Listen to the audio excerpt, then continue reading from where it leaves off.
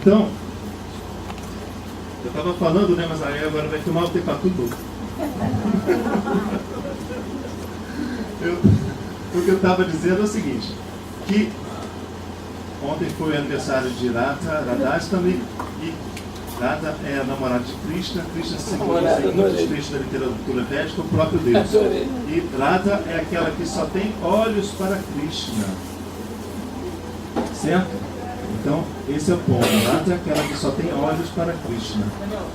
E Krishna nasceu numa sociedade muito conturbada, política, economicamente, e até no ambiente familiar dele, assim, era um horror. Aí, o que aconteceu? Esses conflitos todos culminaram numa guerra enorme. E aí, um pouco antes da guerra começar, já com os exércitos formados, Krishna falou com um dos guerreiros, um dos soldados lá da guerra, que se chama Arjuna. Um pouco antes da guerra começar, Krishna falou algo com Arjuna. O que ele poderia falar? Nossa, numa guerra iminente, com os inimigos já olhando para mim, eu aqui olhando para os inimigos, aquela coisa meio, aquele ambiente violento, o que ele poderia falar? Pois é, Krishna falou o Bhagavad Gita. Esse diálogo, um pouco antes da guerra começar, é o Bhagavad Gita. O diálogo de Krishna com Arjuna. Arjuna é um homem normal, como nós. E Krishna simboliza nesse diálogo o próprio Deus. Então o Bhagavad Gita é um diálogo entre Deus e o homem. Certo? E esse negócio de Radhastami? Olha só, a musiquinha que eu trouxe para começar o Bhagavad Gita, para começar a aula de hoje. Todas as músicas de Krishna são alegres, festivas e muito simples. Quando a gente tem olhos para Krishna como Radharani, o sentimento que a gente tem que ter, o sentimento, é muito difícil explicar um sentimento, né? Como é que eu vou explicar? Então, escutem a música. Esse é o sentimento. Quando alguém só tem olhos para Deus, tem que ter essa alegria, essa vibração, essa coisa legal. E todos os mantras para Krishna têm essa mesma vibração. Escutem.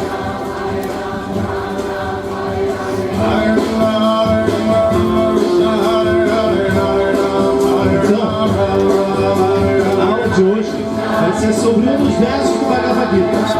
Mas o sentimento que a gente tem que ter o tempo todo é esse. Forte, vibrante, alegre, né? E isso foi falado no início, assim, na frente de uma guerra. Uma guerra a gente tem que ficar com raiva, com ódio, ou então com medo. Meu Deus, eu posso morrer. Mas é esse o sentimento que tem que ter. Ih, meu Deus, então eu vou pro meu emprego, eu tenho meus conflitos familiares, financeiros, estou doente. Esse é o sentimento. Quem tem olhos apenas para Deus tem que ter sempre esse sentimento o tempo inteiro. Fica claro? É difícil explicar o sentimento. Então, coloquei a música e estou falando. O sentimento é esse. Tá bom? Ficou claro, né?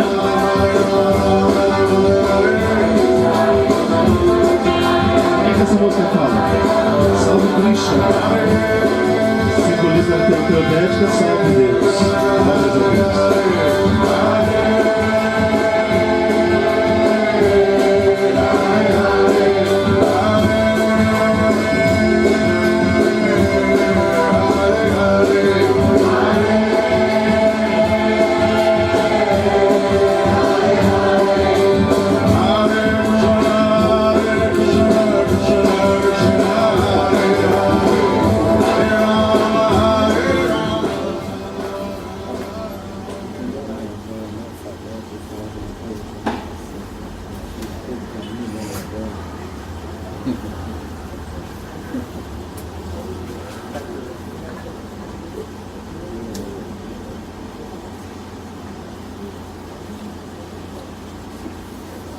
Um dos símbolos de Krishna, um deles, é uma pena de pavão. Porque é leve, leveza, beleza.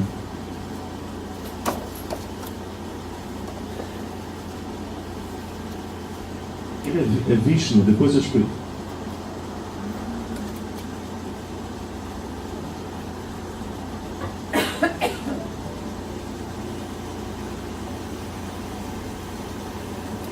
E eu seguro esse símbolo o tempo inteiro, para lembrar que eu não posso falar, eu estou falando pelas palavras dos Vedas, pelas palavras de Krishna, não as minhas palavras.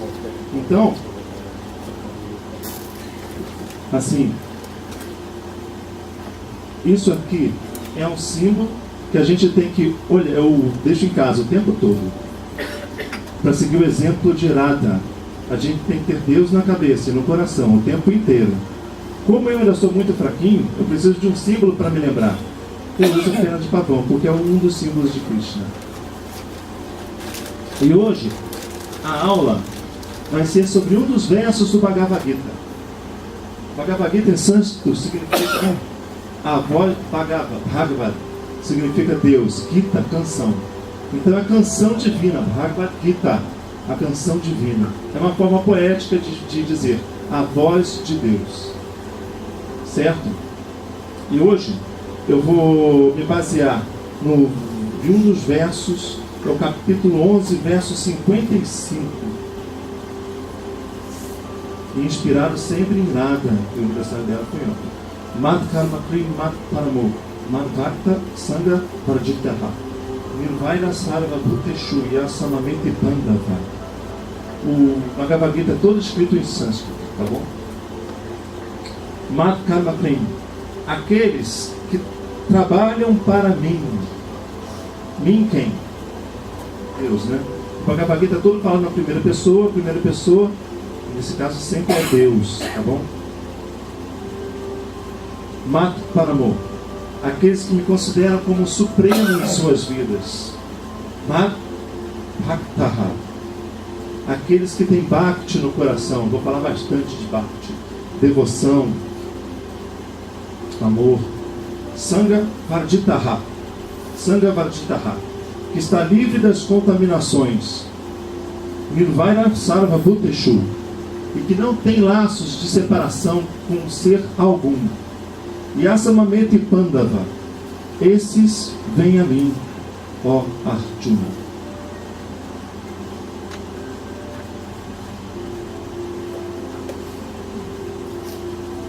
Então, eu vou começar falando das contaminações.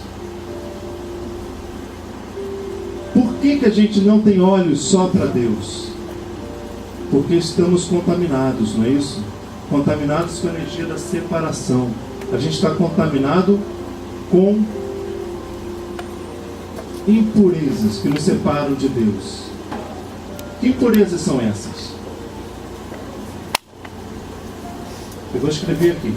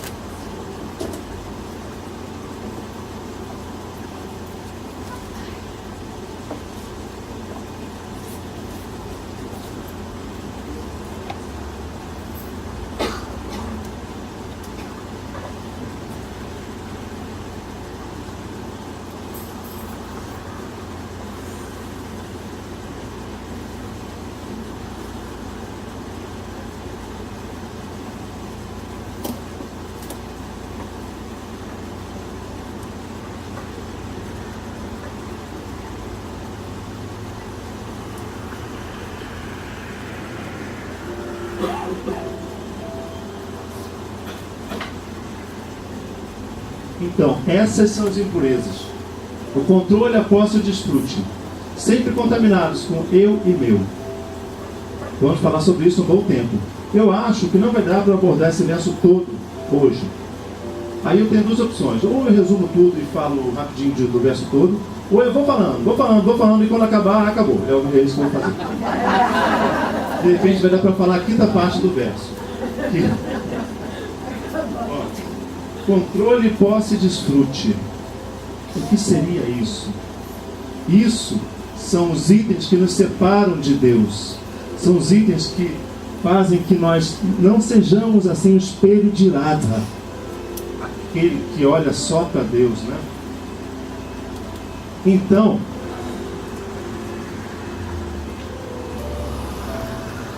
eu vou trabalhar esses itens com exemplos é melhor para a gente entender. Essa é a parte do verso Sangha Varditaha, falando da contaminação. O controle. Por exemplo, vamos começar os exemplos. Por exemplo,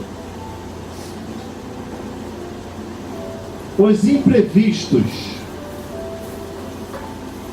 Quando a gente planeja fazer uma coisa, né? Qualquer coisa, vamos planejar fazer uma coisa. Aí,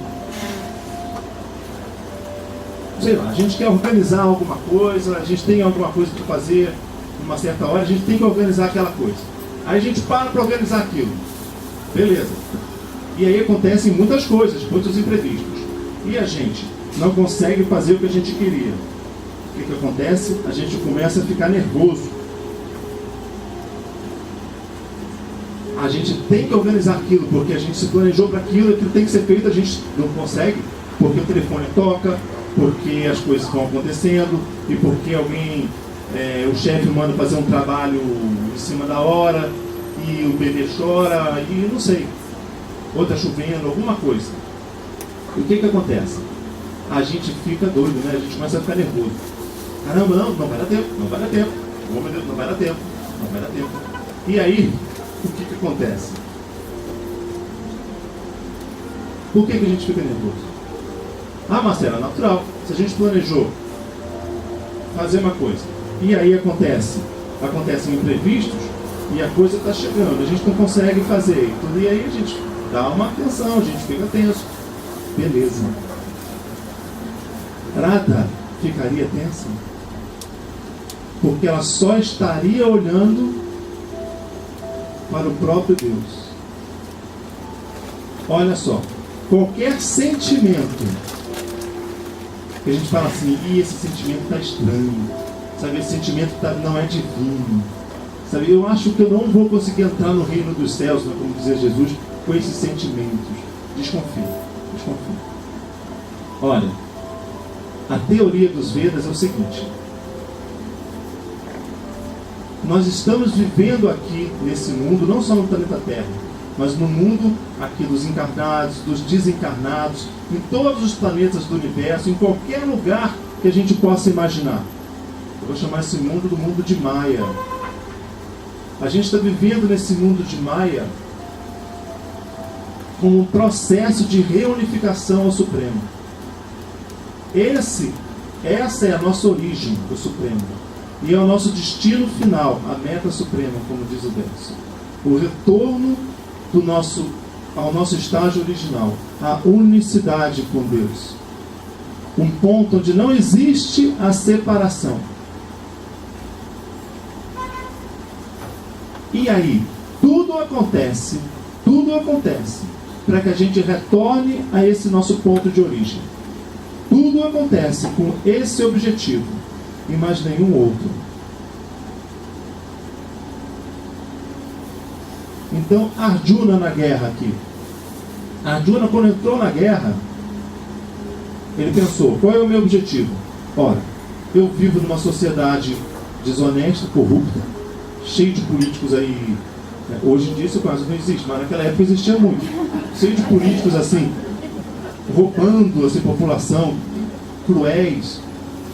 E além disso, enormes assim, injustiças familiares e sociais estavam acontecendo. Então o objetivo de Arjuna naquele momento da guerra, na cabeça de Arjuna, era vencer o inimigo para dar uma prosperidade àquela sociedade, àquele país. Muito nobre, não é? Muito nobre. Não, muito nobre não. Porque ele estava agoniado, porque ele tinha que vencer a guerra. Eu não acabei de dizer que o único objetivo de tudo o que acontece é apenas para o nosso retorno ao Supremo? E que a gente tem que ter olhos apenas para o divino, para o Supremo? Então como é que está certo isso? Arjuna estava na guerra com um sentimento todo manipulado para o contexto social do local. Pois é. Aí Krishna diz o seguinte: Arjuna, você tem que lutar nessa guerra. A guerra é sua e você não pode abrir mão dessa sua ação. Mas você tem que lutar nessa guerra com a cabeça única e exclusivamente voltada para Deus.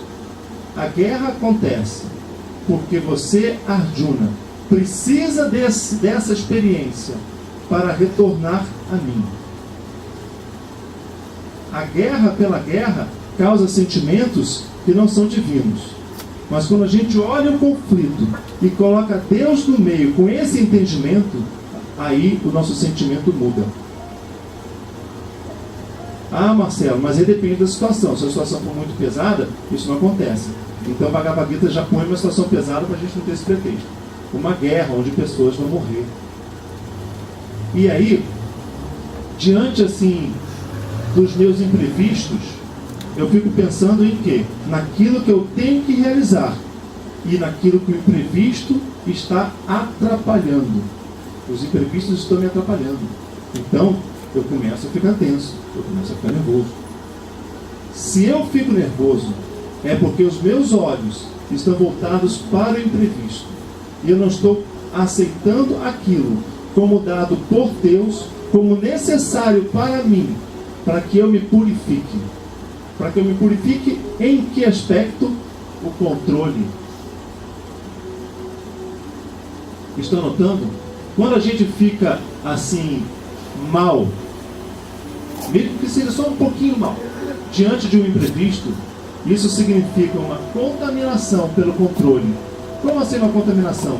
Eu não estou olhando Deus nessa situação, eu estou olhando para mim. Eu estou contaminado com eu e meu. E eu estou dizendo, isso não está acontecendo da forma que eu quero.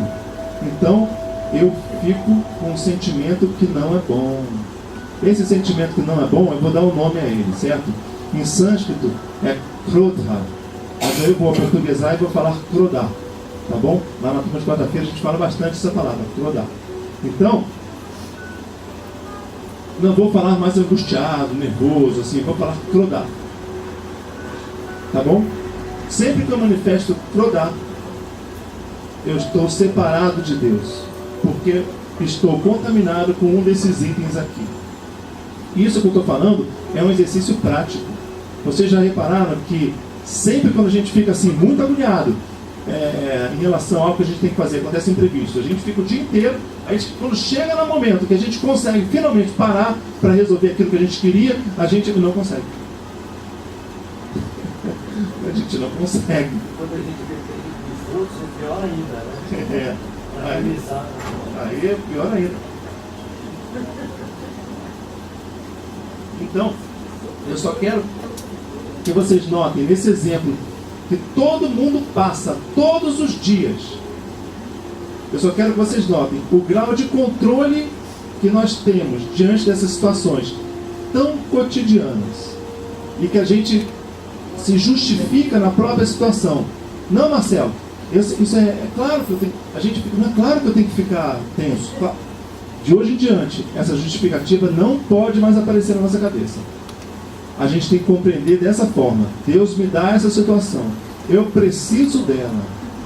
Eu preciso dos imprevistos. Então, de hoje em diante,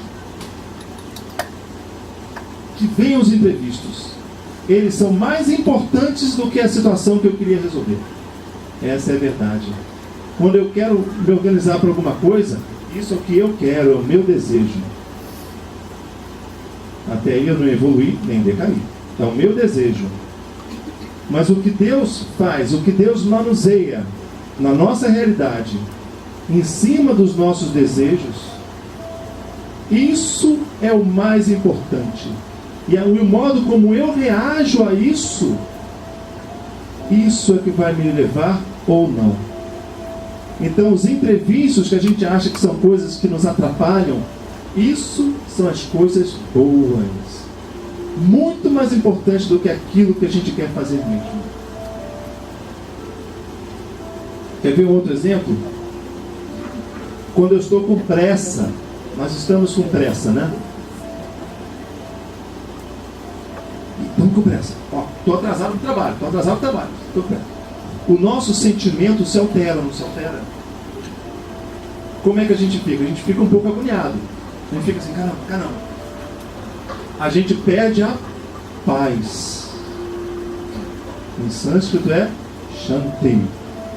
essa coisa que é Shanti, tão sagrada nos Vedas, a gente perde diante de um momento de pressa. Mas Marcela, claro, eu tenho hora para chegar no trabalho, eu tenho hora para tudo bem, tem mesmo. Isso também foi dado por Deus. A gente tem hora, a gente tem que fazer. Se eu estou atrasado, eu fico um pouco. A gente repara como a gente fica. Repara, faz uma autoanálise, todo mundo, no dia a dia, os nossos sentimentos diante da pressa. Não tem ninguém que não se altere. Ah, Marcelo, mas eu tenho que ficar em paz e tenho que fazer tudo devagarzinho? Não, tem que fazer rápido. A guerra não existe para Arjuna. E Krishna está mandando Arjuna não lutar? Não é isso. Krishna está mandando ele lutar. Então, se eu preciso fazer algo depressa, eu tenho que fazer o mais depressa que eu puder. Se eu precisar fazer aquilo depressa, eu tenho que fazer rápido. E se eu estou atrasado, eu tenho que andar rápido na rua, o mais rápido que eu puder.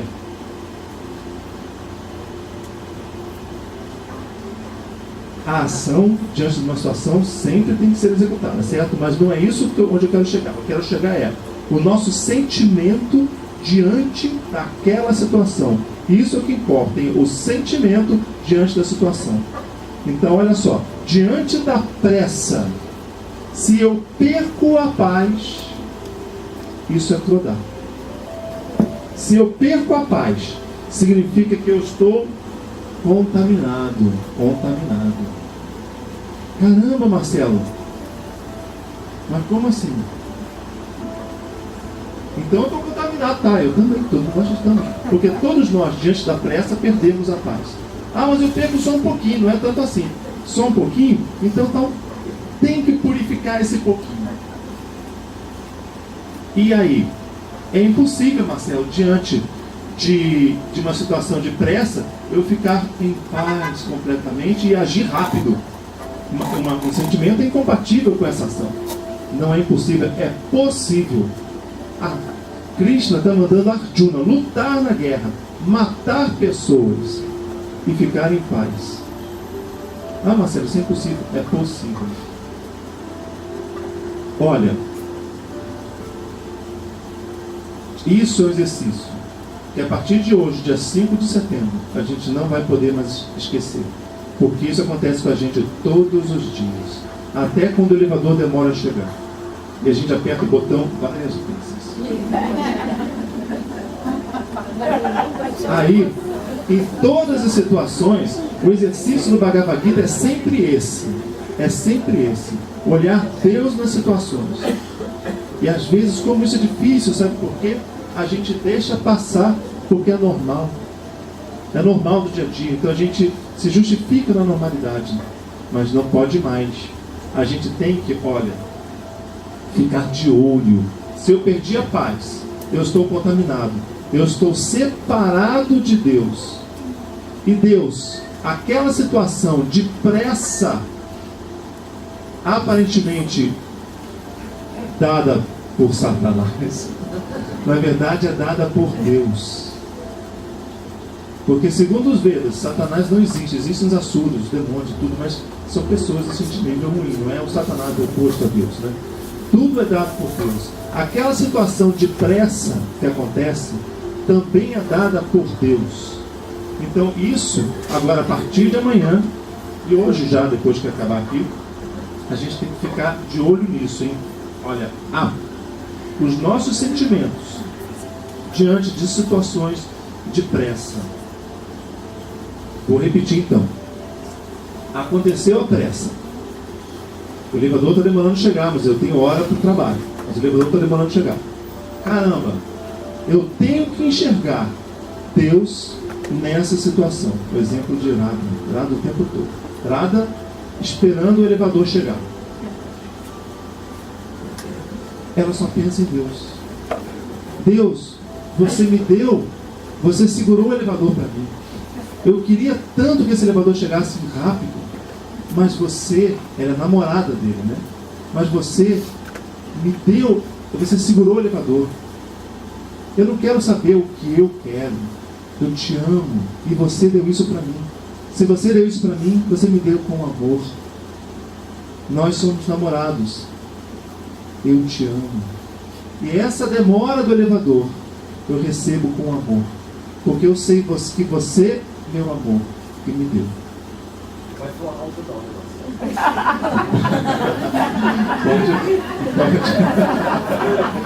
Então, isso, assim, lá na aula de quarta-feira fizeram a mesma pergunta. Fizeram igualzinho, o Ivan que falou. Tem paciência para guardar o elevador, tá? Mas aí, se você tiver com muita pressa e desce de escada, não, olha só. Viu que a pergunta dele foi legal? Qual é o seu nome? Luiz Antônio, a pergunta dele foi legal. Olha só, e se eu tiver com muita pressa, eu posso descer de escada ou fico lá segurando o elevador? Olha, é o negócio da guerra, né? Quando a gente está numa situação, a gente tem que fazer o máximo para aquela situação se resolver. Isso já é assunto de Dharma, que eu não vou entrar agora, né? Deixa eu só botar essa notícia, né? Na verdade, essa frase que eu estou dizendo dá 3 aulas de 1 hora e meia, né?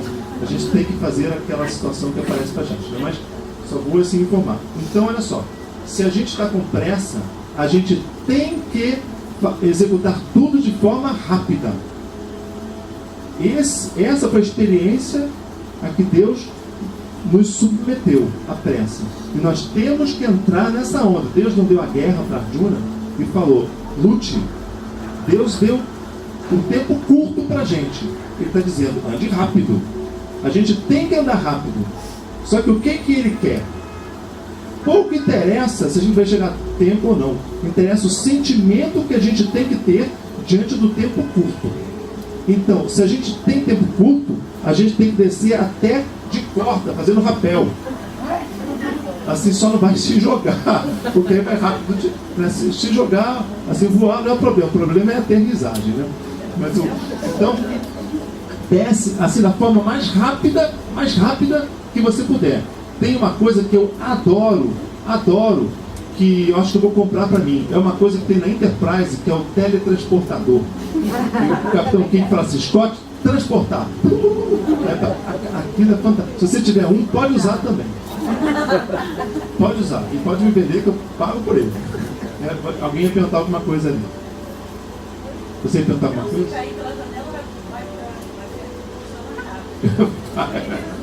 chega mais rápido. Mas aí, o que acontece então? O que é então o controle? O que é o controle então? Cheio de eu e meu. Arrancara e mamacara. Eu e meu. Na verdade, o eu e meu são coisas que nos contaminam. Quando eu estou com pressa e fico nervoso, significa que eu estou cheio de eu e meu no meu sentimento. Eu vou chegar atrasado. Mas Radha fala, meu amor, muito obrigado. Ela não tem a contaminação de eu e meu.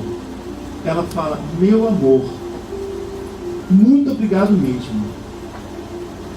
É isso que ela fala. Ela não tem a contaminação. Então, nessas situações simples do dia a dia, a gente vai trabalhar as nossas contaminações. Isso é Sangha Vraditaha. Só essas duas palavras. O que é o controle, então? O controle é o seguinte.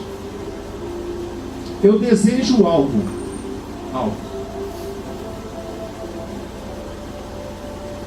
Algo. Pode ser qualquer coisa aqui. Eu desejo um sucesso no trabalho, saúde. Eu desejo chegar a tempo no trabalho. Eu desejo dar uma boa aula do Bhagavad Gita. Eu desejo qualquer coisa. Isso é o meu desejo, certo? Não tem problema eu desejar. Até porque é impossível não desejar. Eu posso desejar o quanto eu quiser, o que eu quiser. O problema é o meu sentimento em relação à realização daquele desejo. Quando eu vejo isso ameaçado, eu entro em Krodha. O que a gente tem que entender é que esse nosso desejo ainda é arrancar e mamacara, eu e meu. O que acontece depois de eu querer isso, eu quis isso. O que acontece entre isso e a realização ou não disso é o nesse processo, a gente tem que enxergar o próprio Deus. Porque nesse processo, entre o meu desejo e a realização do que é desejado, aí é que eu vou evoluir ou decair. E tudo que acontece nesse intervalo é controlado pelo próprio Deus. Ficou claro isso? Se a gente tiver esse conhecimento em todas as situações, a gente vai permanecer em paz, chante, diante de qualquer situação. Qualquer uma. Então, controle é o quanto eu estou apegado à realização do meu desejo. O quanto a realização do meu desejo é que dita o sentimento que eu vou ter. Certo isso? Ah, Marcelo, olha, tudo bem, você explicou, eu entendi, mas não vai dar para fazer não. Porque eu já sei, já entendi, mas e aí? Não vou conseguir só com esse conhecimento. Nem eu só com uma aula. Mas o Bhagavad Gita é um conjunto de exercícios para isso. Cada verso tem 2 ou 3 exercícios em um verso só. São inúmeros exercícios para a gente praticar no dia a dia. Geralmente, assim, eu dou aula aqui todas as quartas, né? Depois da manhã não é feriado, né? Mas assim, toda quarta-feira eu estou aqui 7h30. Geralmente, um exercício demora 2 ou 3 aulas. E eu cobro que façam os exercícios. Porque sem exercitar, a gente não consegue. O próprio mecanismo da existência é exercício. A gente vive inúmeras situações, inúmeras vezes. Se a gente, inclusive inúmeras vidas, inúmeras vezes. Quando a gente toca o botão do elevador e fica angustiado porque ele não chega, e geralmente eu não trabalho o Krodá, eu não trabalho o meu processo de separação de Deus no apertar de botão do elevador. Geralmente eu não trabalho. Não tem problema. Deus deve estar pensando, né? Como eu sempre digo, eu não estou com pressa. Meu filho, se você tem que trabalhar isso, você vai trabalhar. Talvez não com o elevador agora, porque não adiantou. Mas existem outros elevadores, outras situações que vão te gerar experiências para que você trabalhe o seu controle, as suas contaminações. E essas experiências acontecerão.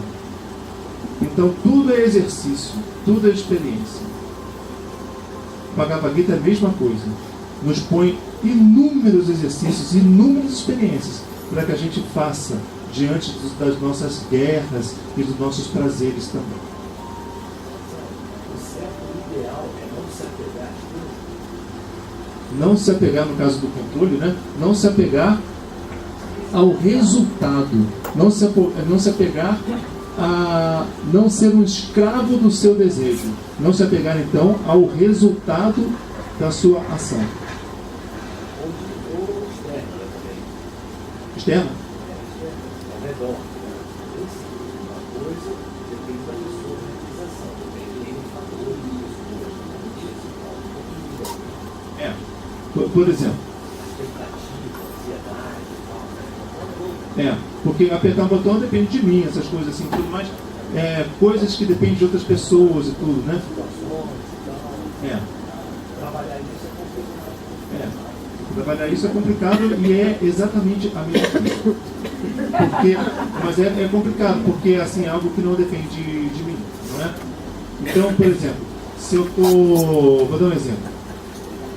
Eu estou na praia de Copacabana e de repente eu vejo no horizonte uma onda enorme. E aí eu fico pensando, tomara que essa onda não seja um tsunami. Eu sei que isso não depende de mim, né? Aí eu vejo assim, eu estou torcendo bastante para que essa onda se desfaça antes de chegar aqui. Eu quero muito que essa onda se desfaça logo, tá crescendo. Aí a onda vai crescendo, né? Aí você vai falar assim, puxa, isso não depende nada de mim. Eu estou ali, esperando a onda. Não depende de mim. E aí? O sentimento que eu tenho que ver, que eu tenho que ter, olhando a onda chegar. Se eu entrar em desespero, oh meu Deus, Você falou dá, não é? Não depende de mim. Mas aí a mesma coisa. Radharani, Deus, o que eu desejo agora? Eu desejo viver. Inclusive, Radharani falando, eu tinha um cabeleireiro marcado para hoje à noite. Eu desejo viver. Mas eu estou vendo, esse é o meu desejo. Eu quero viver. Mas eu estou vendo que tem uma porra de marrom. Então, bicho, eu não posso ir ao manicure. Aí ela pensa, Deus, se você está me dando isso aqui agora, eu sou, Radharani falando, né? Eu sou a sua namorada. Nós nos amamos. E se é isso que você me dá com amor. E eu recebo com amor. A manicure, eu sei que é difícil para mim. Mas olha, estou cagando. Aí, se a onda chegar, ou se a onda não chegar, ela, Radha, está em paz. Shanti, ela está em paz. Ah, Marcelo, é impossível. Não é. Diante de um afogamento, por exemplo, eu tô assim, aí eu fico desesperado. Eu já passei por inúmeras situações de afogamento porque eu sou abusado. Aí eu fiquei desesperado. Quantas alguma vez eu consegui transcender? Nada, eu entro no mar forte mesmo, eu sou maluco, assim, vou pegar onda, aí eu fico. Aí depois eu saio do mar e falo, caramba, não aprendi. Porque diante de um afogamento não depende nada de mim, né? Eu tenho que, se eu quero viver, a não ser que eu queira me matar, mas se eu quero viver, eu tenho que nadar e tentar viver. Não é isso que eu quero, não é o meu desejo. Então eu vou nadar. Mas não depende de mim se eu vou viver ou morrer. Depende do oceano, da onda, dos arco-íris, essas coisas todas. Diante do afogamento, se eu perder a paz, eu estou separado de Deus. Coloque as situações mais absurdas que vocês imaginam. Que vocês digam assim, não, nessa situação eu posso entrar em... Não pode. Não pode. Radha não entraria. Ah, Marcelo, olha só o exemplo de Jesus. Jesus, assim, na Via Crucis dele. Ele pediu, assim, um pouco antes da Via Crucis, né? Ele pediu, assim, ele pressentiu que ia morrer. Ele pressentiu que ia morrer. E aí, o que ele fez? Ele expressou o desejo dele. Ele orou a Deus. Deus, eu não quero morrer. E aí ele falou, Pai, afasta de mim esse cálice. O que ele falou nisso? O que ele disse? Ele expressou o desejo dele, simplesmente isso. Eu não quero passar por tudo isso. Eu quero continuar vivendo e continuar pregando. Ele disse, afasta de mim esse cálice. E Deus, muito bondoso, diante de um filho maravilhoso como ele, disse, não! Vai morrer mesmo. Que Deus safado, né? Aí, como ele manuseou os sentimentos dele diante daquela situação. Existe o meu desejo, mas daqui até a realização daquilo que eu quero, eu tenho que ver o próprio Deus nisso tudo. E ele, como não tinha contaminações de eu e meu, e tinha um amor enorme por Deus, ele pensou, Deus, eu sou seu filho, você é meu pai que me ama. O que você vai me dar, eu aceito com amor, porque veio com amor. Eu te compreendo como Deus. Então, pode vir. E aí ele falou, afasta de mim esse cálice, mas que seja feita a sua vontade. E aí, ele foi para a morte dele, e não foi poupado da morte. Mas o sentimento que ele teve diante da morte revelou a transcendência que ele tinha. E por quê? Por quê?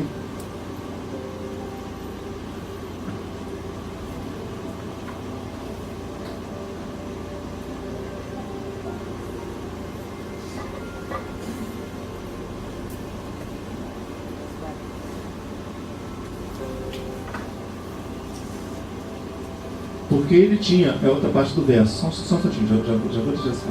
Ele tinha bhakti.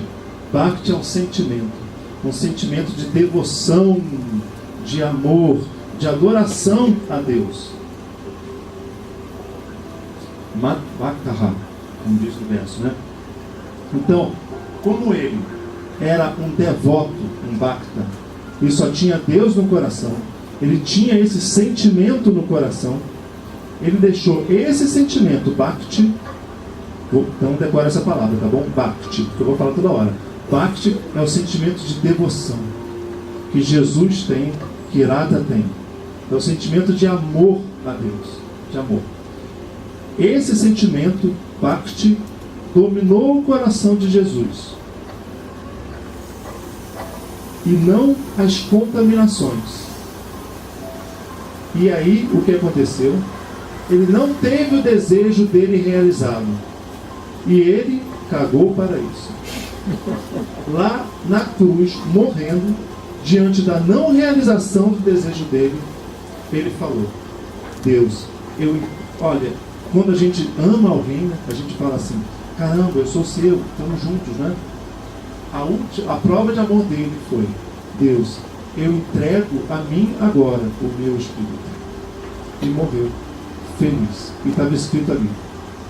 Depois sentou à direita de Deus Pai, não é isso? Então teve um bom resultado. O resultado mesmo que importa não era ele realmente ficar livre do cálice. Era o sentimento bhakti que ele teve diante dessa distância, daqui até aqui. Estão entendendo, né? E é tudo que nos separa de Deus. Com coisas mínimas do dia a dia, como um apertar de um botão de elevador, como uma pressa.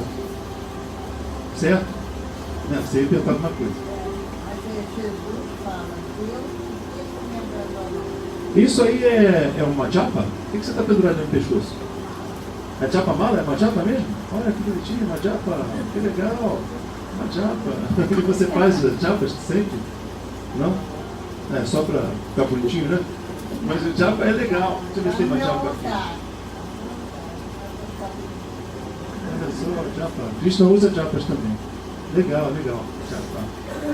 Eu não sou professor do Novo Testamento, das palavras de Jesus, certo? Eu não sei o que significam essas palavras, né?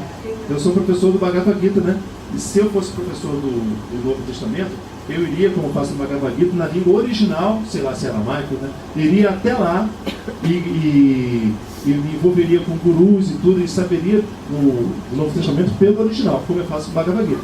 Eu não leio em português, eu leio no sânscrito para evitar interpretações assim de autores, entendeu? Então, por que Jesus falou isso? Eu não sei. O que me dá o texto original, das palavras originais, se bem que teve as deformações dos romanos depois, né? Todo mundo sabe, né? Então, não sei. Eu sempre uso o exemplo de Jesus no Bhagavad Gita porque se encaixa, meu Deus, de uma forma muito bacana. Mas não faça perguntas difíceis sobre o Novo Testamento que eu possa não saber responder. Se fosse o Bhagavad Gita é melhor. Então, olha só. Vamos continuar. Isso, né, de Jesus, por exemplo, independia da vontade dele. Ele estava sendo julgado e ele não falava nada do julgamento. Não era ele não tinha grandes ações nisso. Ele estava indo para uma situação meio passiva até. Isso, então, se tem a ver com a gente ou não, é o que menos importa. A gente tem que sempre lutar para que a coisa aconteça, certo? Mas se tem a ver com a gente, a nossa ação, a ação externa, isso é o que menos importa. É sempre a ação de Deus. Sempre a ação de Deus. Eu uso isso, entendeu? Porque o governo fazendo aquelas leis de aposentadoria me deixa maluco, entendeu? Mas só que então, eu tenho que agir para que aquelas leis não sejam aprovadas. E eu ajo. Eu ajo de todas as formas possíveis. Se tiver que dar minha vida, eu darei. Para que aquelas leis malucas de aposentadoria que estão sendo provadas não sejam provadas. Eu luto loucamente. Mas o sentimento que eu tenho diante de tudo isso é o que vai determinar a minha transcendência. E não se a lei vai ser aprovada ou não. Certo? Então vamos continuar. Alguém levantou o dedo que eu vi. Foi.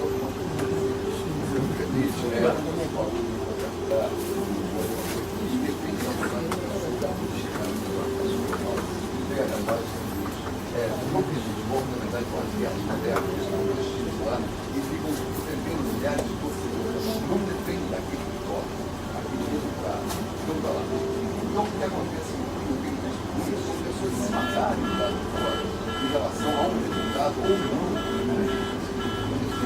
É uma coisa Que legal, depois eu vou falar isso alto. tá? E outra coisa também, a ajuda, quando eu falo da ajuda que eu teria que lutar, não devo lutar, e não só lutar, não devo matar, mesmo que esses inimigos sejam parentes, amigos e a sogra também. Então, mesmo que seja parentes, amigos, todo isso é para que nós atendemos em relação aos problemas famílias. É que aí esse é o capítulo 1, capítulo 2, pode ver. Mas o exemplo, já vou falar, olha só, o exemplo que ele deu do futebol é legal também, uma coisa normal do dia a dia corriqueira, né? E que não depende de mim, né? Assim, eu fico assim, muito louco para que um time ganhe. É normal, isso é bom, alegre, alegria, é bom. Mas assim, o grau de contaminação de eu e meu que tem nessa torcida, assim, né, no grau de sofrimento que tem, também pode significar um grau de separação. Entendeu? Porque como que eu vou saber? Como que eu vou saber se essa torcida me separa de Deus ou não? Com o resultado. Se a gente perder, nosso time perdeu, aí a gente se entristece. Olha só, se fosse nada, como é que ela pensaria? A mesma coisa. Meu Deus, eu queria muito que o meu time ganhasse, mas você, meu amor, me deu outra coisa. Se o que você me deu veio de você e que veio porque tudo vem de você, eu aceito com amor, porque eu sou sua. Eu não sou dos times do Flamengo, eu não sou. Eu tenho um time e gostaria que ele ganhasse, mas o meu time mesmo é você, e eu estou em paz. E a gente perdeu nossa Copa do Mundo e estamos em paz por causa disso. Abençoado aqueles outros jogadores que eu já esqueci quem são, né? Porque qual foi o outro país, sei lá, que nos derrotou aí? Abençoado sejam eles, porque eles venceram. E essa vitória deles foi dada por Deus. Porque a gente precisava da derrota e eles da vitória, para trabalhar os nossos sentimentos de separação. Tudo que acontece é para trabalhar os nossos sentimentos de separação. Até essa guerra horrorosa que Arjuna tinha que matar os próprios parentes dele. Tinha parentes dele lá no posto. Ele tinha que matar aquilo, tinha que matar aqueles parentes. Nossa, isso aí é uma coisa que se você começar a falar disso, eu não vou parar, né? Porque é o capítulo 1 e 2 inteirinho do Bhagavad Gita. Outra coisa, a posse, fala.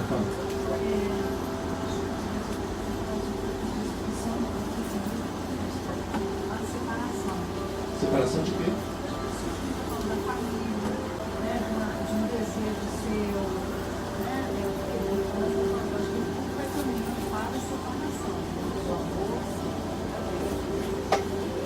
Tudo vai caminhando para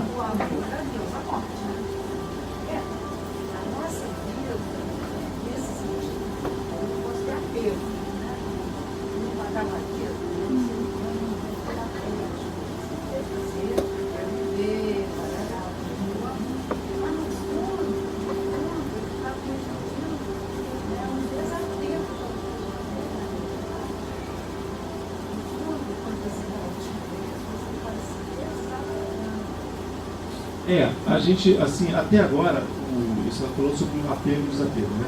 Até agora, o que basta a gente compreender sobre o apego, para compreender até agora esse ponto, eu não posso me apegar ao resultado dos meus desejos. Pronto. É o que a gente precisa saber para a gente compreender até esse ponto. Certo? Isso, boa pergunta. Nem o resultado positivo, nem o resultado negativo. O resultado positivo é o resultado que eu desejo. O resultado negativo é aquele que eu não desejo. Eu não posso me apegar nem a um, nem a outro. Isso. A palavra que o Bhagavad Gita usa é essa mesmo. A gente tem que ser equânime diante dos dois resultados. Porque, olha só, aí vou me aprofundar mais, mas no mundo de Maya existem as dualidades. Em Deus, na nossa posição original, não existe a dualidade, porque não existe a separação. O mundo da dualidade é o mundo de Maya. Então, quando a gente se apega às dualidades, isso não é Deus, entendeu? Isso é aquilo que eu quero, isso é bom. Aquilo que eu não quero, isso é ruim. É dualidade. Não é Jesus, entendeu? Não é Radha. Radha é assim. O que eu quero e o que eu não quero, isso não é nada. Existe Deus. E Deus que vai dominar os meus sentimentos. Vocês estão reparando que ela está se livrando das dualidades. Ela está se livrando das separações, das nossas contaminações. Sempre as nossas contaminações estão baseadas nas dualidades. Então, o Bhagavad Gita é um método para a gente se livrar das dualidades. Em outras palavras, é um método para a gente se livrar do mundo de Maya, que é o mundo das dualidades, retornando à nossa forma original. Isso são exercícios de conhecimento moldando sentimentos. Isso foi legal que eu falei. Conhecimentos moldando sentimentos. Tá vendo? Conhecimento moldando os sentimentos.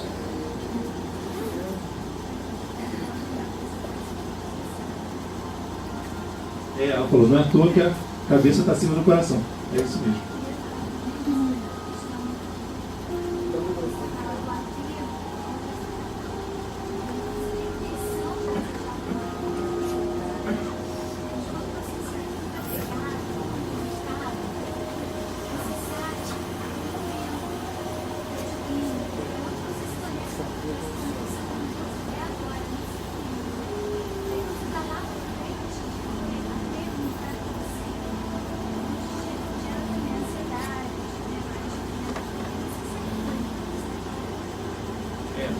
A Lúcia lembrou de uma coisa muito legal, assim, sobre o agora e o não agora, né? Isso é bacana mesmo, e isso está bem no Bhagavad Gita também. Assim, o agora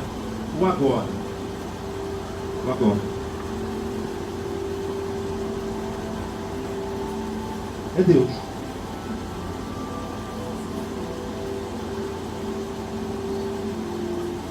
E o depois? É o meu apego ao resultado. É aquilo que eu espero. Certo? Então, por exemplo, naquele troço que eu falei no início. No início, né? Os imprevistos, já. Os imprevistos. Quando eu estou agoniado porque eu quero resolver algo e imprevistos acontecem, eu estou agoniado porque minha cabeça está em resolver aquelas coisas que eu queria resolver. Minha cabeça está no futuro. Mas como a Lúcia lembrou, se eu tiver a minha cabeça focada no agora, com o sentimento correto, eu vou entender que o agora é que é o importante. E se agora eu tenho o imprevisto, eu tenho que me focar no agora. E os meus sentimentos, baseado nesse meu conhecimento, tem que ser focado no que está acontecendo agora.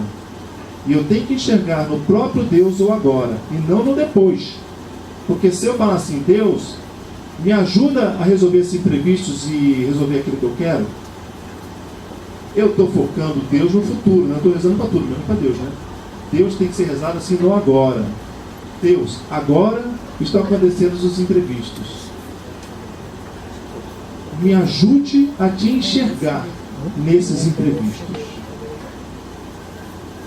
Deus, está vindo uma enorme onda. Deus, me ajude a me livrar dessa onda para ir para a minha manicure. Isso não é Deus, está no futuro.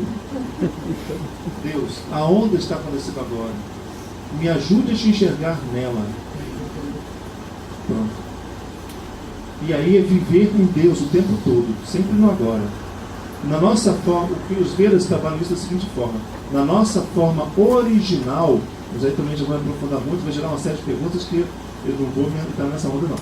Na nossa forma original, não existe o tempo, só existe o agora.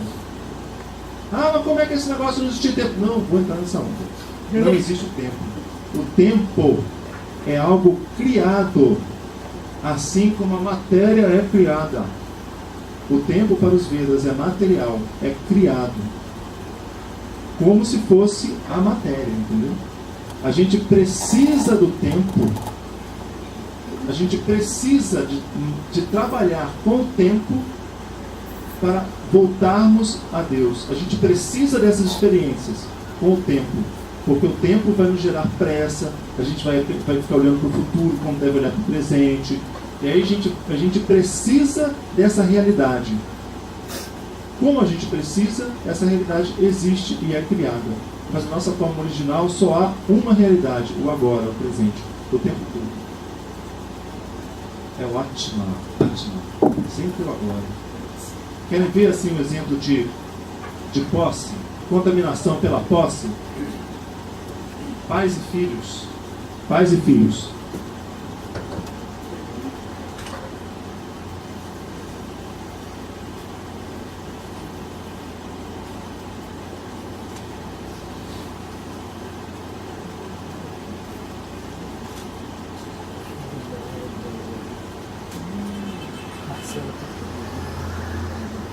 Pais e filhos.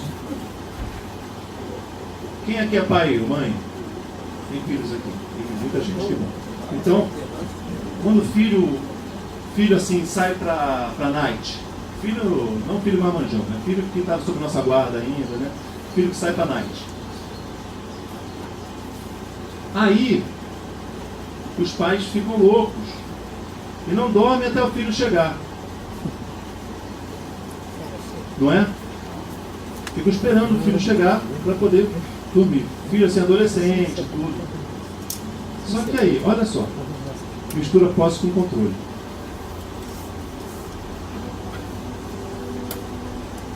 Isso é bonito? Não é. A sociedade diz isso é bonito, eles são os bons pais. Deus está dizendo, tadinho. Olha só. Enquanto os filhos estão em casa, a Júlia na guerra tem que lutar na guerra, né? Enquanto os pais estão em contato com os filhos, eles têm que educar e proteger e dar alimentação e tudo mais para os filhos.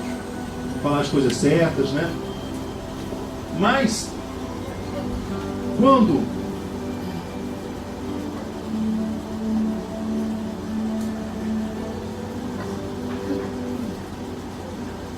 não está sob o poder dos pais, eles têm que esquecer.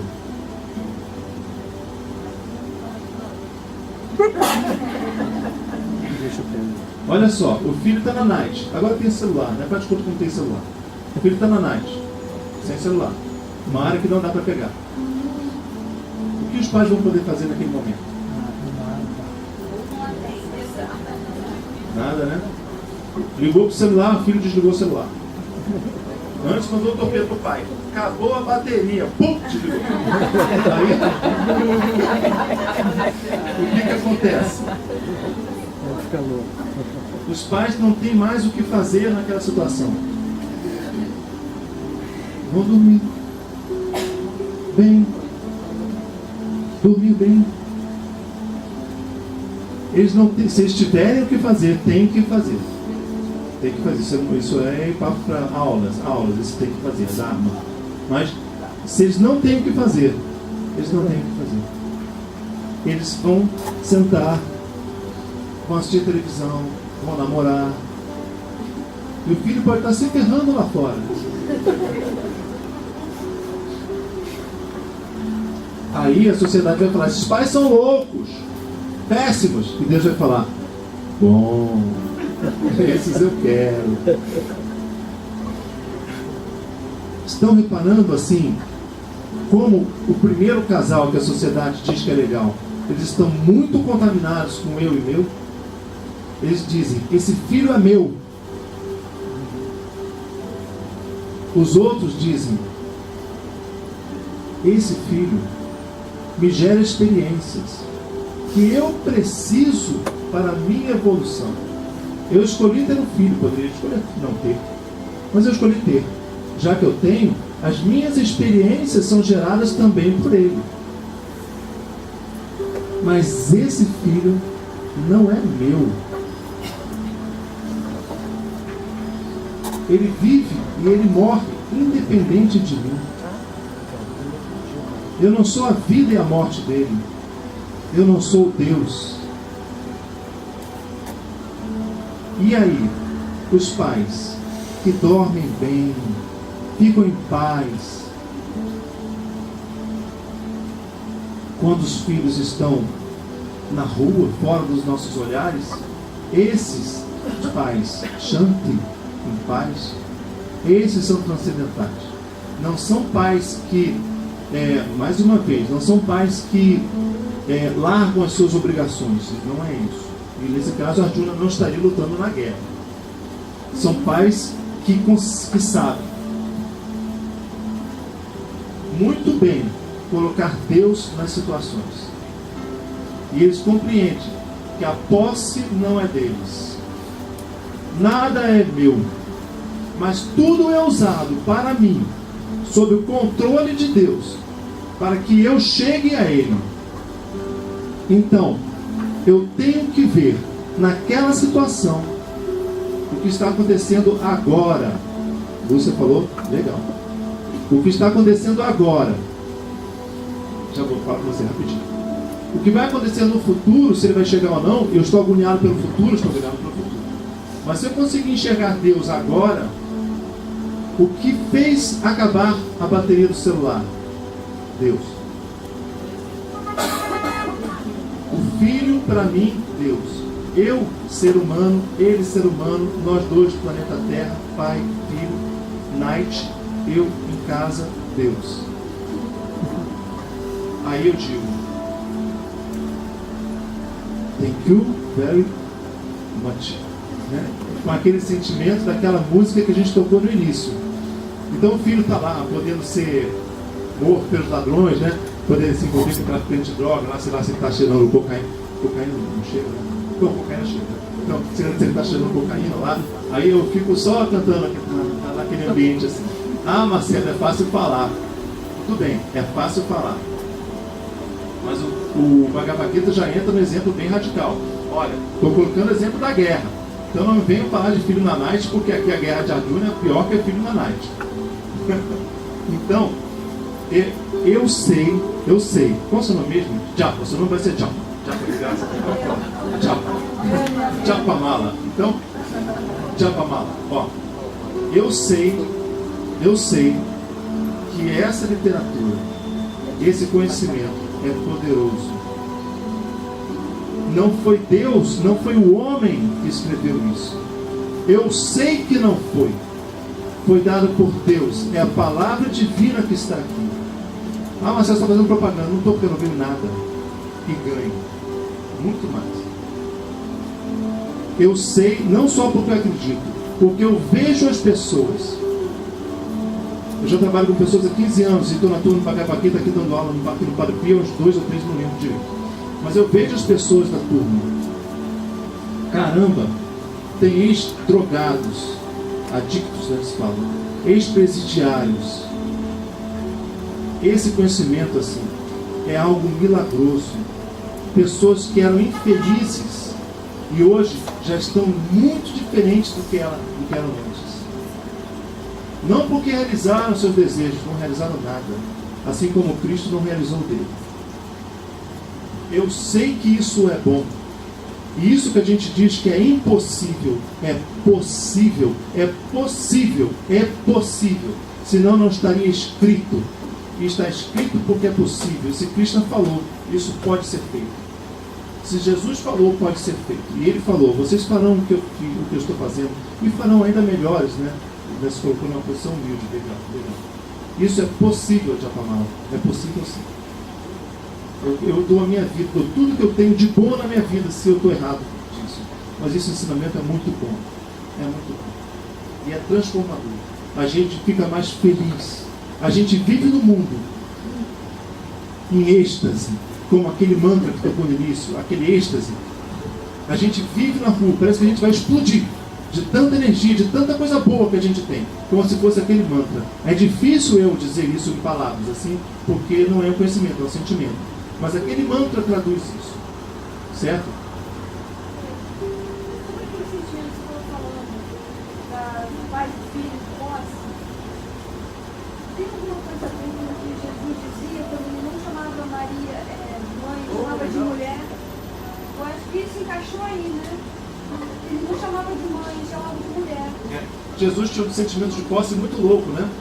Primeiro, já tem várias passagens de Jesus que ele fala isso. A primeira que eu recordo foi o seguinte: ele estava diante de uma conversa lá e ele falou, alguém se referiu à mãe dele. Ele falou, quem é minha mãe? Quem é meu pai? Não é? Até na morte dele, ele na cruz, ele olhou para a mãe e acho que era o João que estava lá dele, não sei se era o João, e ele falou, Maria, eis aí o seu filho. Nossa, coisa louca, o filho dele era aí. Como é que ele fala isso? Ele tinha um sentimento de posse muito louco, né? Assim, na verdade, ele compreendia que tudo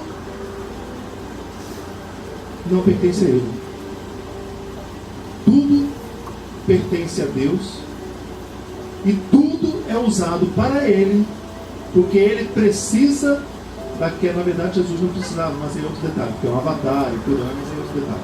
No nosso caso, eu não sou dono de nada, eu não tenho posses, mas tudo é usado para mim, para que eu trabalhe os meus sentimentos diante daquela falsa percepção de posse. Apesar de eu pagar o IPTU e o meu apartamento ser meu na escritura, de fato ele não é meu.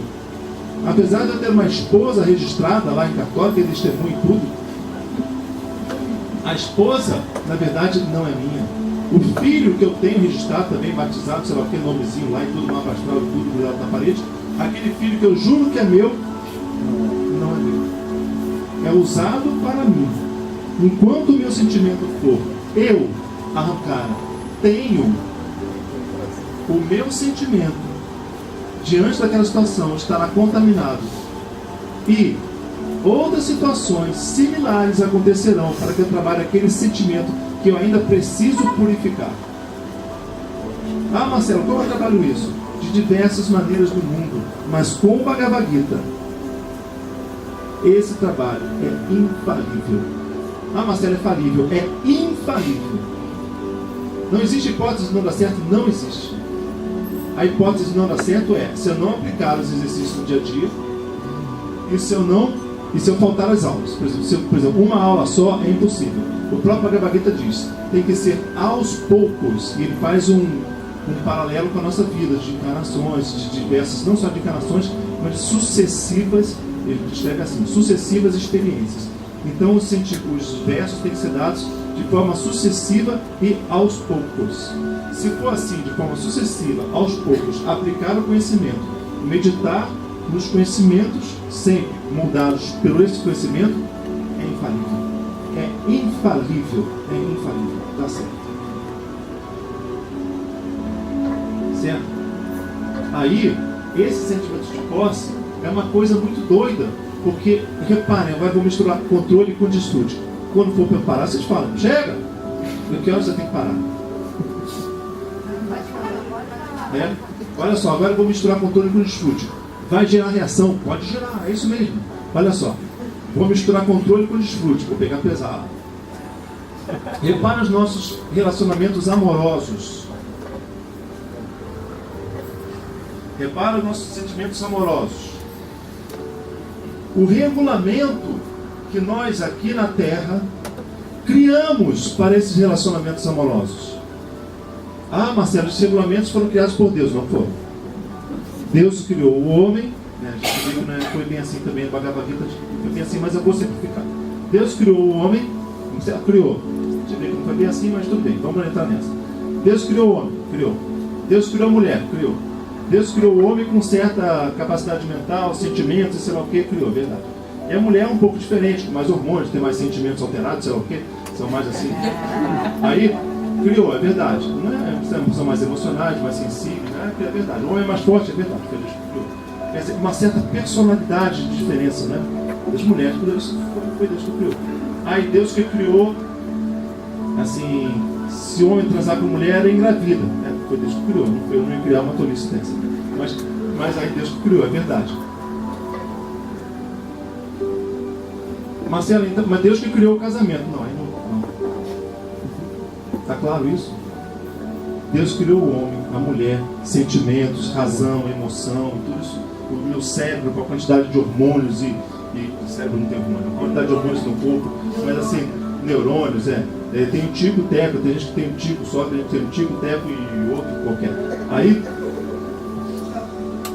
isso tudo é por Deus. Mas o casamento não foi criado por Deus. O casamento é um regulamento que foi criado pelo homem. Ah, Deus criou o homem e a mulher para que eles se unissem. Então, não. Pelo amor de Deus, que idiotice. Deus criou o homem, Deus criou a mulher. Only, só, acabou. Deus criou o homem mortal e a mulher mortal. Acabou. Mas para que um vivesse com o outro. Não criou isso. Pelo amor de Deus, não criou isso. Deus criou o homem e a mulher. O regulamento nós criamos. Eu só quero que a gente medite. Não para mudar nada, porque é impossível, né? É impossível. Não vou tirar uma onda de Che Guevara aqui, de guerreiro. Vamos mudar. Não é isso. É para a gente meditar sobre nós mesmos. O quanto de posse e controle está nesses regulamentos que nós criamos e usamos para a nossa vida. Só que nós usamos, já nascemos nessa sociedade, então a gente já engole isso bem e acha que é certo.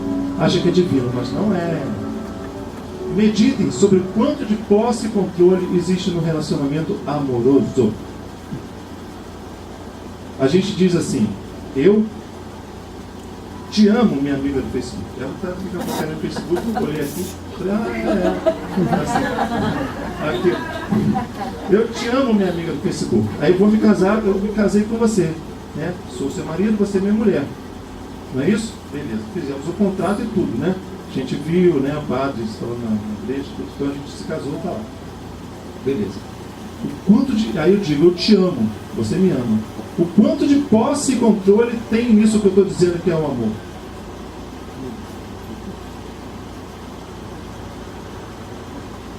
Olha só, o regulamento que eu criei, nós, Deus. Eu sou seu amigo, não é? Beleza. Eu sou seu amigo? Eu posso ser seu amigo também, né? Om Namah Shivaya. Ela tem Om Namah Shivaya tatuado no braço. Eu sou amigo da Lúcia. Sou seu amigo também, não é? Om Namah Shivaya. Sou amigo da Japamala também, né? Eu sou seu amigo. Então o regulamento de amizade permite que eu tenha múltiplos amigos. Eu sou seu amigo, né? Eu sou casado com você. Beleza. Então, tá. Então eu vou dar uma trepadinha com ela. Pode? Por que não pode?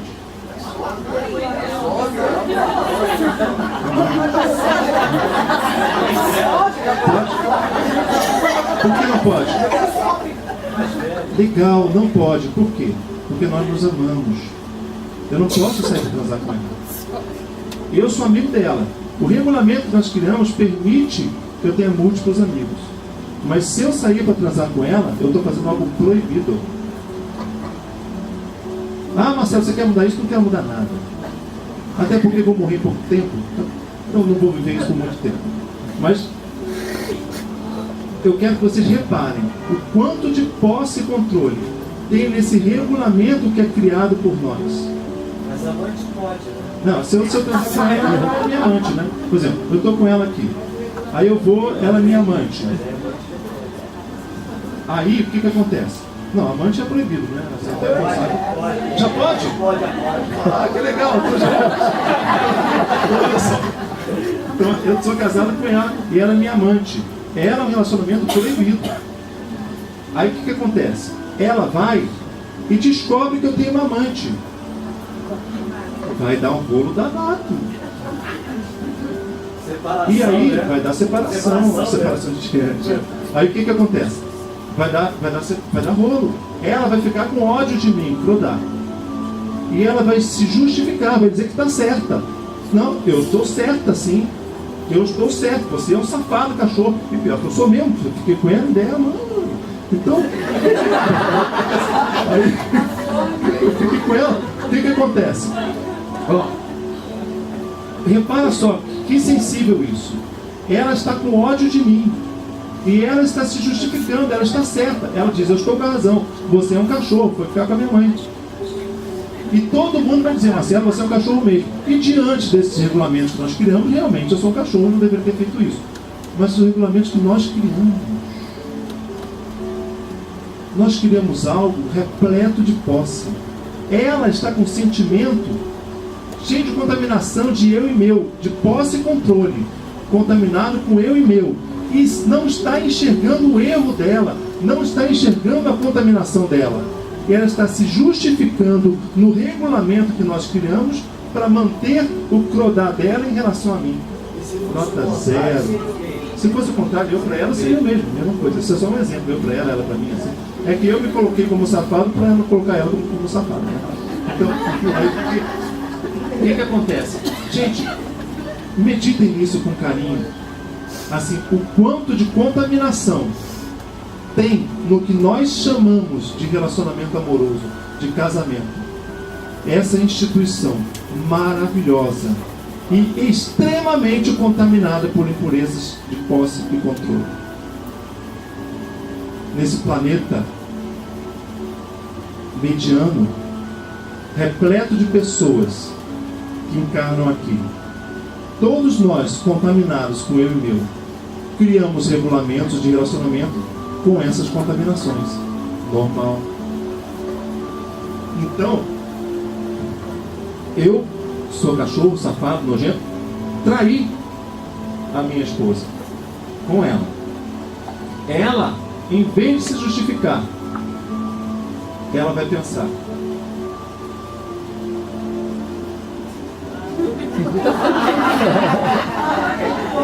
olha,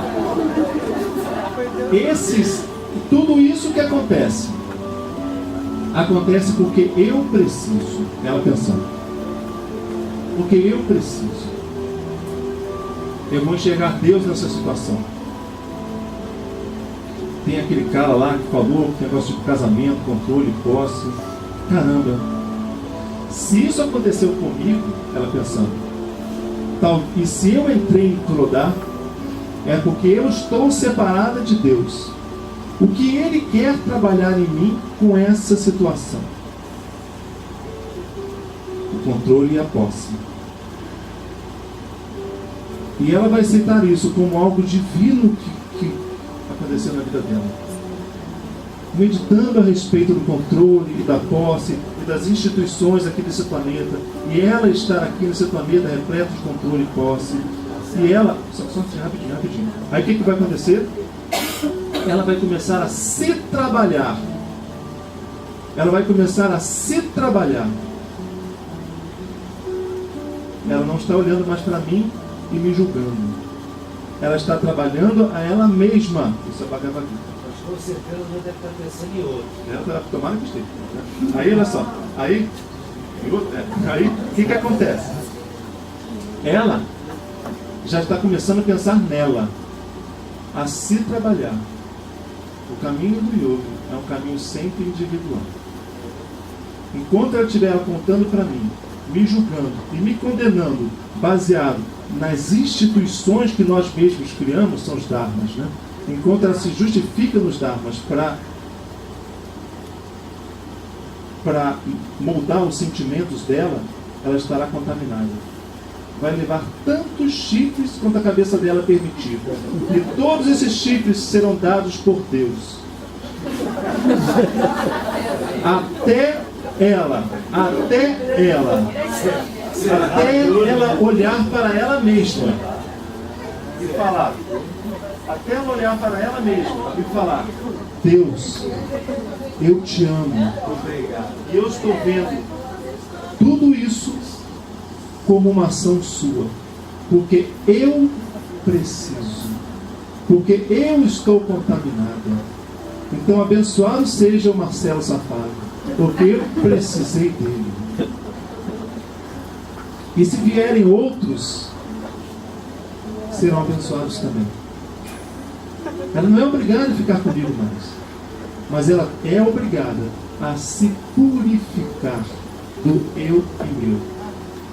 Esse negócio do relacionamento, eu sempre dou exemplos assim de coisas muito do nosso dia a dia, sabe? E quem não é assim, né? Todo mundo é. E a gente vive num planeta onde o relacionamento é regulado por controle e posse. A gente diz que essa... eu posso falar palavrão. A gente diz que essa coisa é amor. Não é. A gente diz que controle e posse é amor. Não é. Mas a gente diz que é. Porque nós estamos contaminados. Então, se nós nascemos no planeta assim, é porque ainda precisamos viver isso. Então, Marcelo, você é contra o casamento? Não. Assim como Krishna não era contra a guerra. Krishna entendia que a guerra era o necessário para Arjuna. E Deus entende que o casamento, a instituição casamento, é necessária para nós, seres humanos. Por que Marcelo está afirmando isso? Porque o casamento é o que existe, é o presente. Ele é o que existe, não é algo que eu quero que aconteça. Ele existe, eu não estou criando nada, eu nasci aqui, eu só observo. E o que existe no presente, olha isso que eu vou falar. O que existe no presente é exatamente aquilo do que eu preciso. Se existe o casamento, é porque eu preciso dele. Não é para eu dizer, o casamento então, a partir de hoje vai ser diferente. Não é. O dia que ele for diferente, será. Mas ainda não é. E eu nasci nesse planeta assim. Eu preciso do relacionamento dessa forma. O dia que eu estiver mais puro, menos contaminado com eu e meu, certamente nascerei em outras esferas, onde existirão normas para relacionamento mais interessantes do que essas coisas horríveis daqui. Marcelo está dizendo essa coisa horrível, sim. Geram tanta discórdia, tanto ódio, que antes era amor. Que amor é esse que virou ódio depois? Nunca foi amor. E essa nossa instituição que nós criamos é horrorosa. Mas é o que nós precisamos. Certamente em outras esferas existirão formas de relacionamento, regulamentos para relacionamento mais puros, mais divinos, baseado realmente em união. Yoga, união. E o que as pessoas de esferas mais elevadas vão definir como amor já será mais puro, menos contaminado do que nós. Ficou claro isso? Bom para meditar, hein, gente? Bom. Já temos vários exercícios aqui hoje, né? Vários. Não é o que eu costumo fazer. Eu costumo dar um exercício e martelar nele, ficar o tempo todo martelando em cima daquele exercício. Certo? Alguém tinha levantado o dedo aqui, mas eu tipo lá. Não, né? Não, pulou.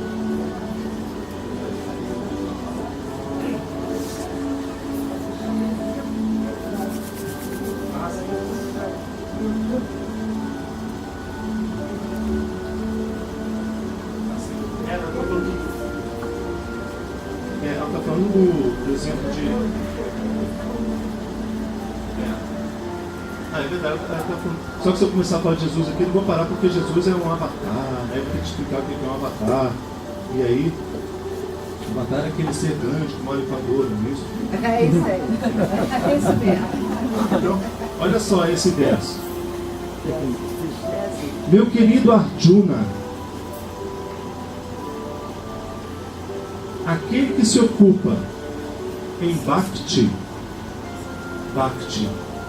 é um amor transcendental a Deus, que é livre das contaminações, que trabalha para mim, eu não comentei isso, que trabalha para mim, e que tem a mim como a meta suprema, Ele é a meta suprema. E não aquilo que eu desejo. Eu não sou a meta suprema. Ele é a meta suprema. Como Jesus enxergava Deus, o exemplo dirá também. Esses que não têm laços de separação com ser algum, esses virão a mim. A mim, Deus, não parece. Esses virão a mim.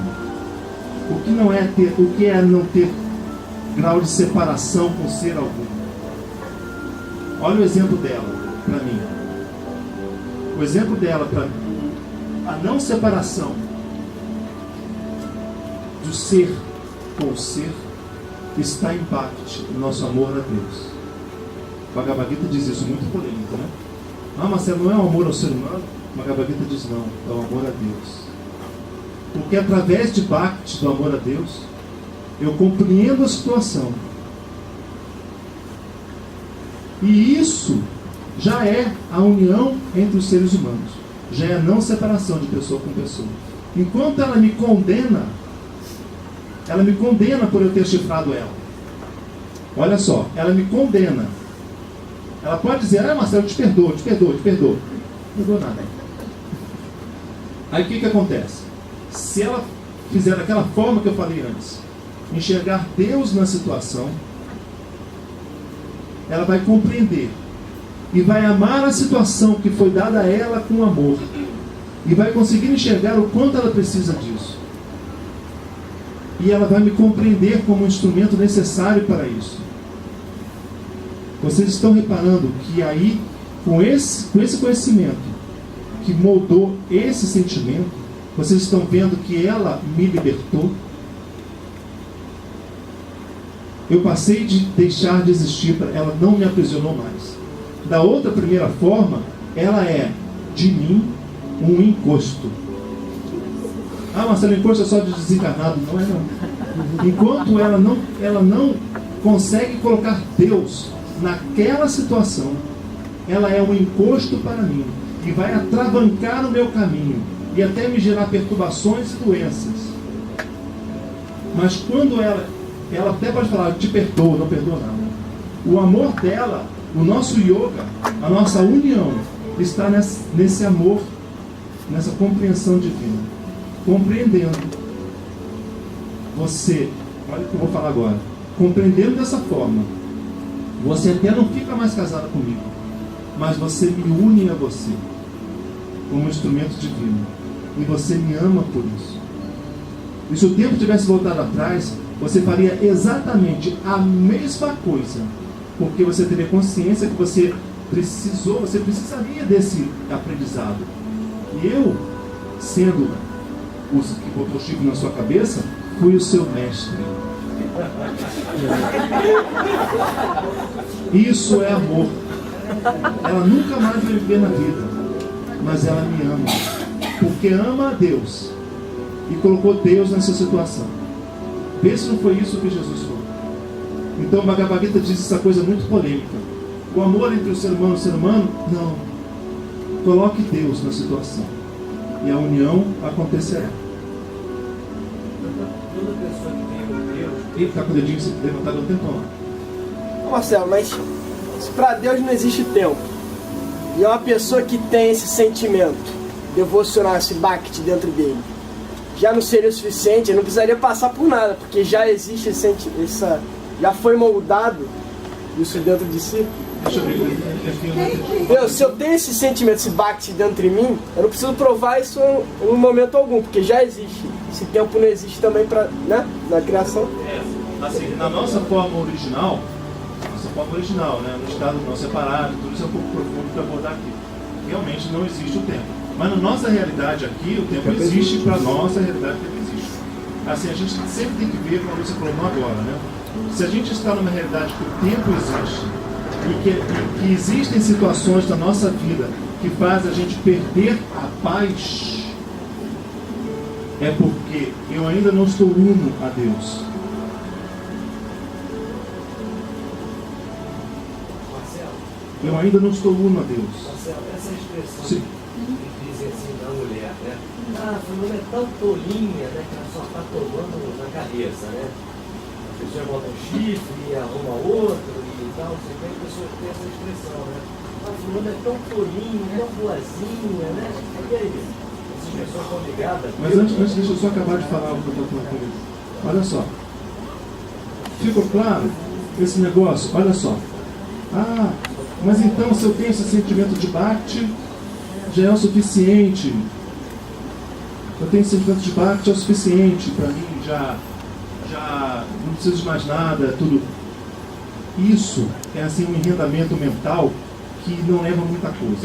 A gente tem que se fixar no agora. Se estão acontecendo experiências comigo que me tiram a paz, é porque o meu Bhakti não é de 100% ainda. Se fosse de 100%, eu não estaria passando por essas experiências. Isso é certo. A não ser que seja um avatar, né? Que passe por experiências mesmo sem precisar. Mas se não for um avatar, né? Uma vez eu falei isso numa aula, as pessoas acharam ruim comigo.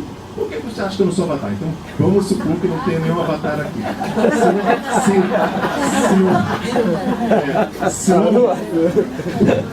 Se ninguém for um avatar aqui, e se a gente está passando por experiências que nos tiram a paz,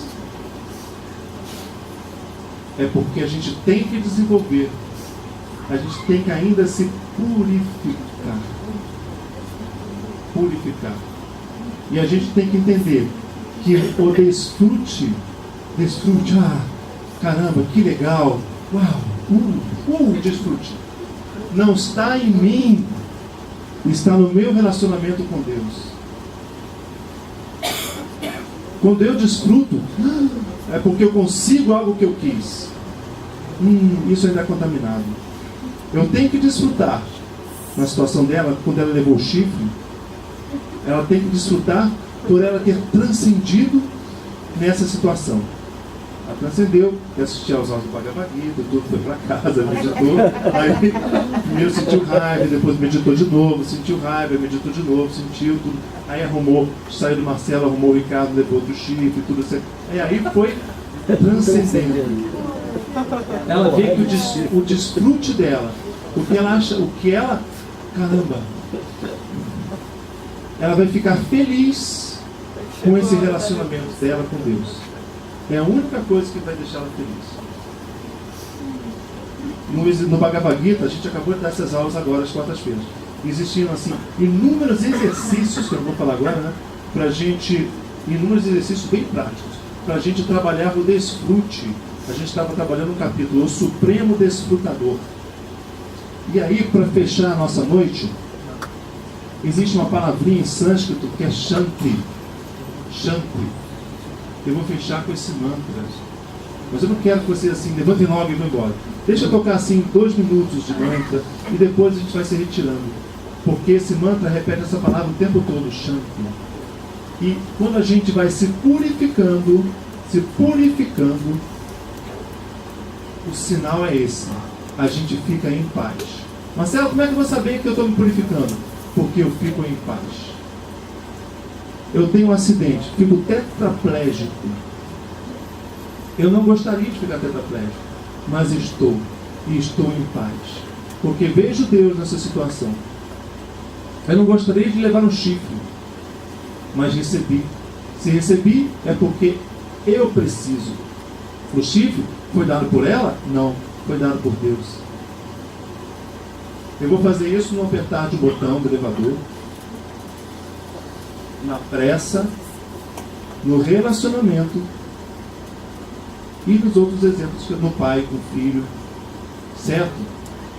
E aí, diante dessas situações, mesmo quando eu consigo coisas, eu consegui, fiquei eufórico, aí é mais difícil. Eu tenho que perceber, diante da minha conquista, também quando eu estou em paz com aquilo.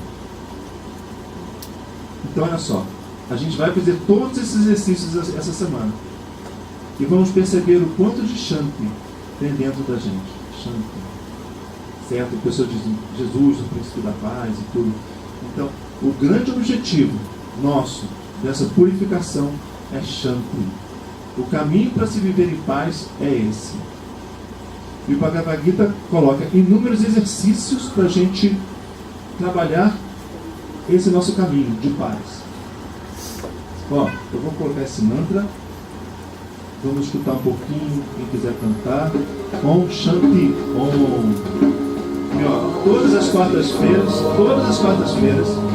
eu estou aqui com todo o amor do mundo para ensinar esse exercício do Bhagavad Gita, certo? Quem quiser vai ser recebido com amor. Não precisa se inscrever, basta chegar e se sentar aqui. Quarta-feira às 7h30 da noite. Essa agora não, porque é feriado, dia 7 de setembro, tá bom? Mas todas as quartas. Ó, Om Shanti Om. Om Shanti Om. Om Shanti Om. Om Shanti Om. Om Shanti Om.